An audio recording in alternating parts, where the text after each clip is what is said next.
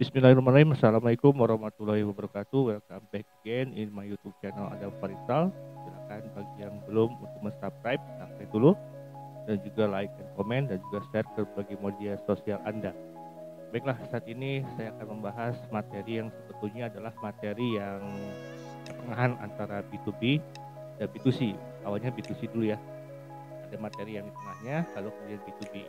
Jadi kita sekarang membahas yang sebelumnya. Baik, babnya adalah tentang grup influence dan opinion leader. Ini kena dilewat dulu atau di pending dulu karena ini sudah ada beberapa bahasan-bahasan yang sudah pernah diulas di bab-bab sebelumnya. Uh, just for information juga, buku acuan yang saya gunakan selama ini adalah Michael R. Solomon, Customer Behavior, Buying, Having, and Buying.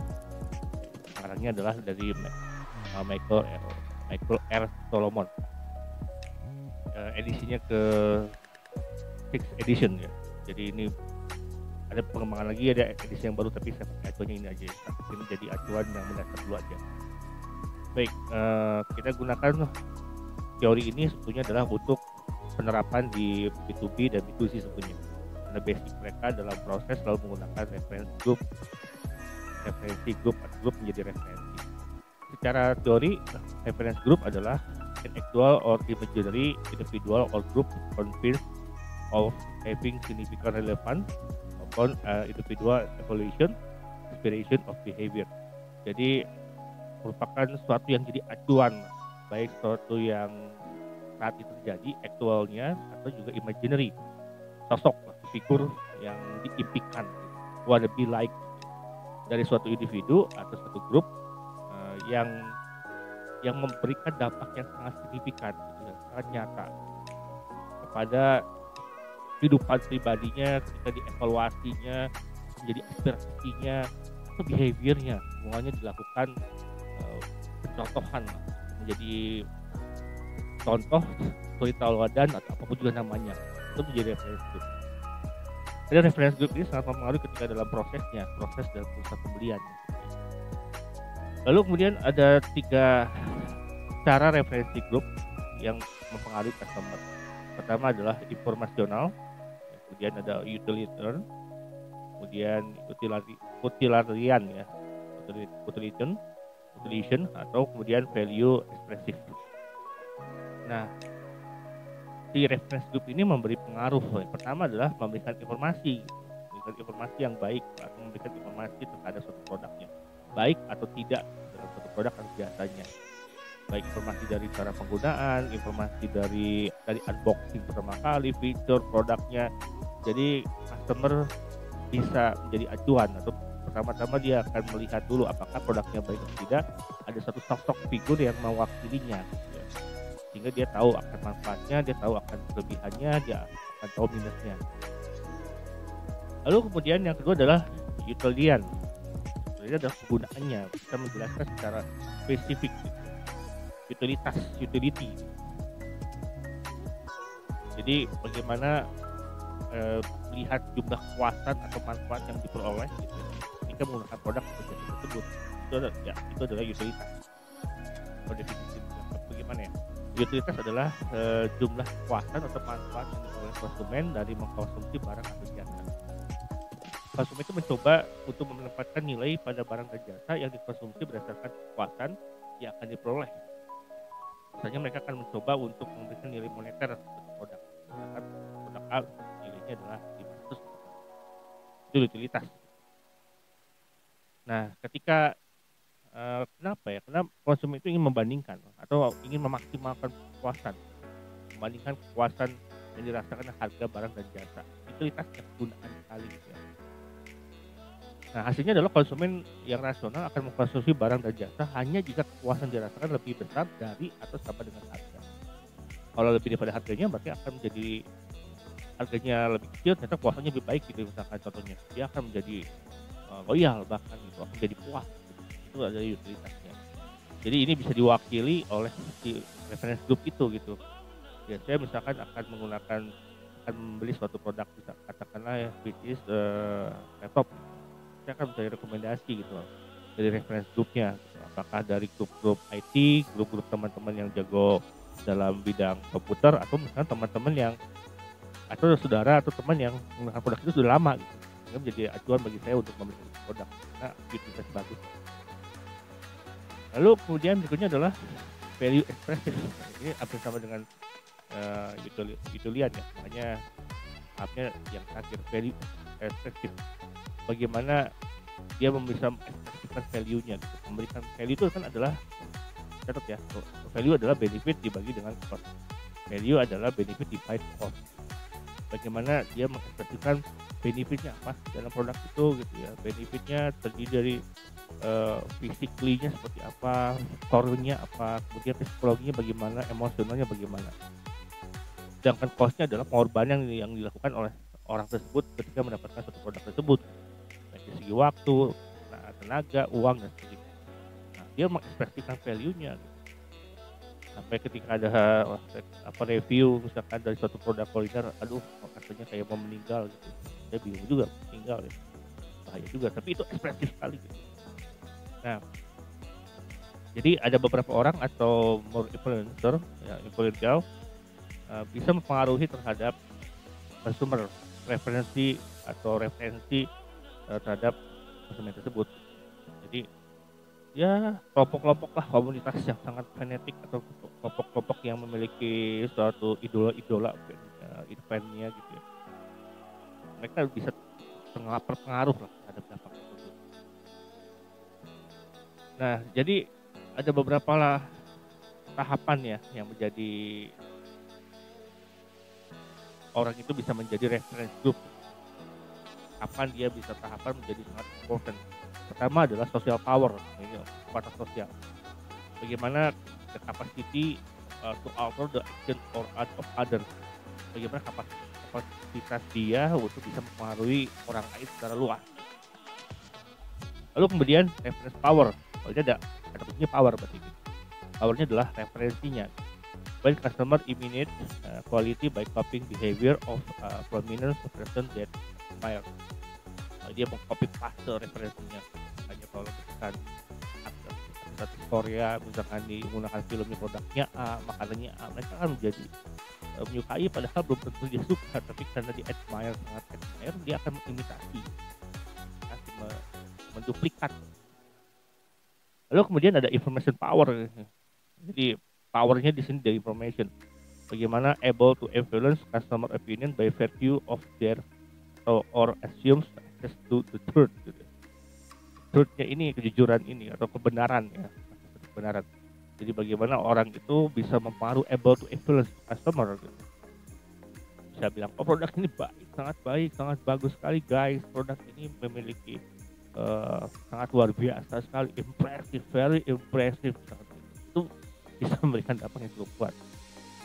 Atau legitimate power, gitu. Granted to people who by virtue of social agreement sometimes conferred by a uniform. Secara legitimasi. Ribet ngomong. Legitimasi. Wah.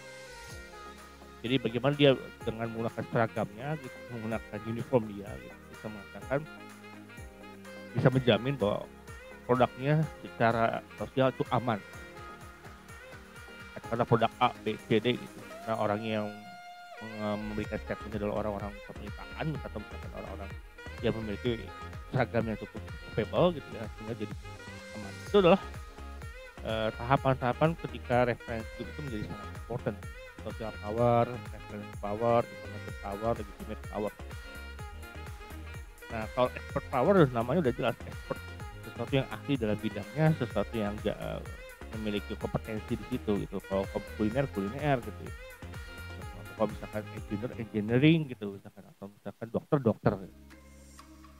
Dia basically has expert power. Secara psikol dia punya expert power gitu, kemampuan yang sesuai kompetensinya. Kalau misalkan a white coat reinforce their expertise by conferring legitimate power. Ya white coat itu apa namanya, jas putih dari dokter lah. Makanya banyak sekali dokter-dokter di Indonesia gitu misalkan itu dia jadi bintang iklannya, atau misalkan dia menjadi sumber informasi ketika memberikan webinar atau sebagainya, ketika dia memberikan suatu edukasi terhadap produknya. Nah, ini lanjutannya di ketika reference group jadi sangat penting adalah ketika ada expert power-nya. Gitu.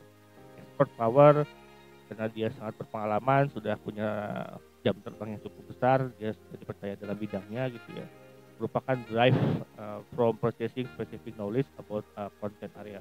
Dia bisa menggiring, bisa satu arahkan gitu, yang sifatnya basic knowledge dia tentang suatu bidang dia, area yang tertentu lah. Atau reward power gitu, giveaway itu reward ya banyaknya. Jadi orang berlomba-lomba gitu ya. Ini adalah when a person or group has the means to provide the positive reinforcement ya.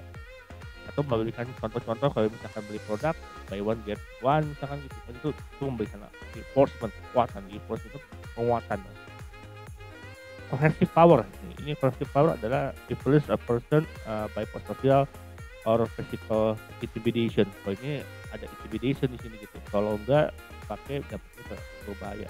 Anda nggak bisa masuk ke daerah ini kalau misalkan belum menggunakan produk A ya. Silakanlah Anda memberikan contoh yang lain misalkan gitu. Ada beberapa macam tipe dari reference group. Pertama, kalau ini grup nih. Kalau tadi adalah individual ya, yang lebih sifatnya pribadi lah, gitu ya, acuan pribadi. Tapi juga yang tadi juga bisa acuan jadi grup ya. Tapi ini adalah tipe reference group. Ya. Pertama adalah reference group adalah any external influence that provides social use. Gitu ya. Ini ada reference group. Jadi ada grup atau company atau pesaing gitu ya. Atau apa juga lah gitu ya, yang memberikan yang pengaruh dari luar sehingga memberikan sosial isu gitu, sosial atau perubahan isu lah, sehingga orang atau perusahaan tersebut mau nggak mau mengikuti itu gitu, grup atau perusahaan ya, bilang begitu. Atau yang lebih luas lagi lah, ya orang gitu, misalkan grup ya, gitu. Satu grup ya, saya ngomong ke individu dulu lah, ini grup nih, gitu. Orang satu dulu zaman dulu nggak pakai BlackBerry gitu, mau nggak mau orang yang satu orang tersebut tereliminasi dari lingkungan. Satu orang nggak main Mobile Legends ya, yang lainnya jadi sulit gitu ya. Akhirnya sama, kalau satu perusahaan yang besar itu ya Nokia nggak pakai Android gitu, dia tereliminasi dari pesaingnya, dia kekeh menggunakan Symbian misalnya gitu. Ternyata dia tersingkirkan dari situ karena secara grup orang menggunakan banyaknya adalah produk Android. Yang kedua adalah normative influence gitu. Ini adalah the reference group help to set and enforce fundamental standard of conduct. Ya, normatif, jadi grup-grup yang memberikan referensi, memberikan setting dan juga menguatkan fundamental standar conduct. Jadi secara normatif apapun ya, secara fundamentalnya apa, dasarnya apa, kenapa harus perubahan itu gitu. Sehingga dia mengedukasi lebih luas. Atau yang berikutnya adalah comparative influence, comparative pembandingan. When decision about specific brand or activity are affected. Ini berlaku kalau misalkan ada produknya sangat spesifik ya, atau misalkan aktivitinya sangat terkhusus. Jadi dia akan melakukan comparative influence, yang ini gimana, yang ini gimana gitu.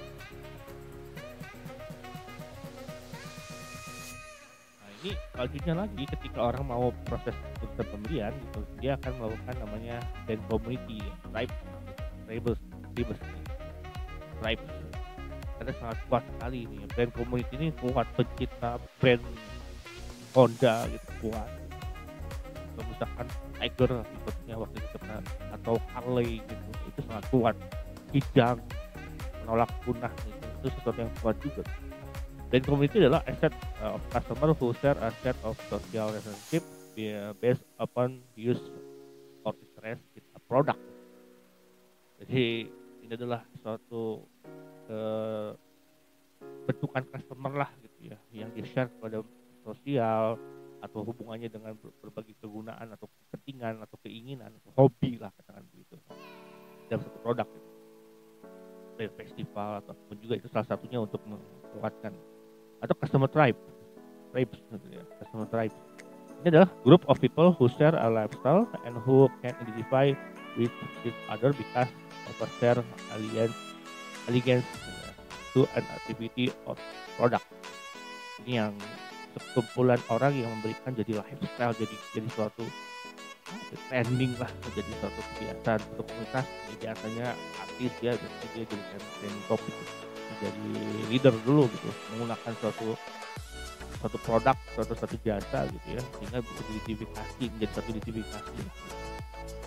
Sehingga di-share ke yang lain-lainnya, sehingga produk itu ada apa ya, ada aktivitinya gitu, sehingga meningkat lah. Nah, itu berarti stable marketing. Ini adalah tooling one product to the need of a group as a whole.